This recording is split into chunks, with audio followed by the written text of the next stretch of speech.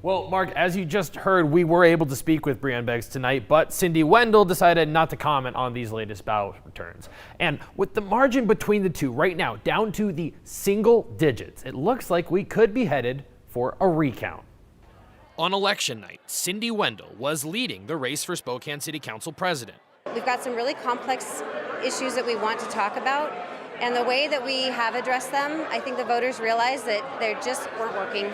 But in the days that followed, Breean Beggs began cutting into her lead, and today he's up for the first time by just 7 votes right now. And if that continues on, we'll be more than 7 votes ahead in a few days. There are still 8,100 votes left to process countywide, though only a portion of those will pertain to this race. Still, Beggs isn't declaring victory yet.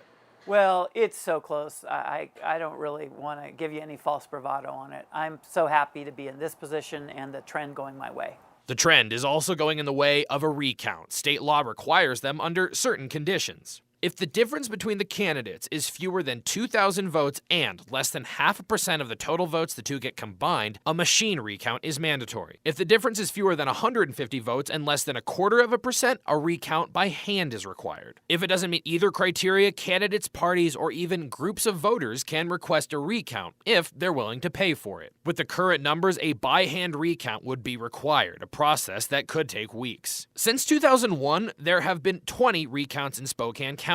None of them have resulted in the outcome being changed. However, you might remember back in 2004, Christine Gregoire and Dino Rossi faced off in the race for governor of Washington. Rossi was in the lead after the ballots were counted, but after the recount and several twists and turns in lawsuits and court decisions, Gregoire came out on top. Again, a key thing to remember here, we've still got hundreds of ballots left to count, but clearly every one of those is going to matter. Stuff like write-ins, improper signatures, and plain old just not voting on this race could end up making the difference. So if you're wondering whether your ballot has an impact, here's some pretty convincing evidence it does. Mark?